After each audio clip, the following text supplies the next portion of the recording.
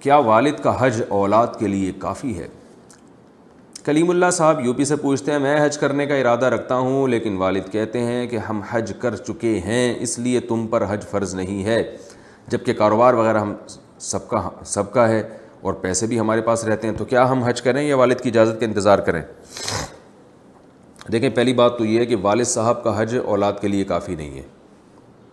حج ہر ایک پر الگ سے لازم ہوتا ہے۔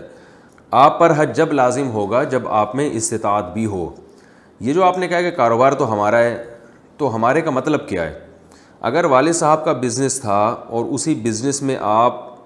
تعاون کر رہے ہیں اور اب سب مل جل کے بزنس کر رہے ہیں، تو اس سے یہ کاروبار آپ کا نہیں ہو جاتا، یاد رکھیے۔ فقہاء نے بیان کیا ہے کہ اولاد والد کے بزنس کو جتنی بھی ترقی دے گی تو وہ بزنس والد ہی کا رہے گا، اس کی ملکیت والد ہی کی رہے گی۔ تو یہ کاروبار آپ کا ہے کا مطلب اگر انویسٹمنٹ آپ نے اپنے پیسوں سے بھی کی ہے تو پھر تو آپ بھی شریک ہو گئے۔ اگر آپ کی انویسٹمنٹ اپنے ذاتی پیسوں سے نہیں ہے تو یہ ابا ہی کا کاروبار ہے، تو اس کاروبار کی وجہ سے آپ پہ حج فرض نہیں ہوگا۔ ہاں، آپ نے یہ کہا کہ پیسے بھی ہمارے پاس رہتے ہیں، تو اگر پیسے آپ کے پاس اس طور پر رہتے ہیں کہ اس بزنس سے جو ارننگ ہوتی ہے تو وہ ارننگ آپ ہی رکھ رہے ہوتے ہیں، اور والد صاحب نے یہ کہا ہوا ہے کہ جو پیسے آپ اپنے پاس رکھیں گے وہ گویا آپ ہی کے ہیں، گویا نہیں بلکہ صاف لفظوں میں کہ وہ آپ کی رقم ہی ہے، وہ صرف انتظامی معاملات انتظام کے لیے آپ کے پاس نہیں رکھوائے گئے بلکہ وہ سچی مچی کے پکے آپ کو دے دیے گئے ہیں،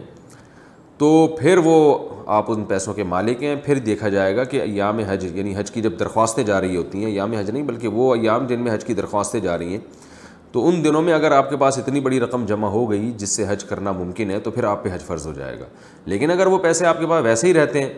کیونکہ کاروبار میں آپ تعاون کر رہے ہیں والد کے پاس، تو والد صاحب نے کہا ہوا ہے کہ ٹھیک ہے بھائی، جو ارننگ آ رہی ہے رکھتے رہو، پھر ہم مشترکہ حساب کرتے رہیں گے، تو یہ پھر امانت ہے آپ کے پاس، اس سے آپ پر حج فرض نہیں ہوگا۔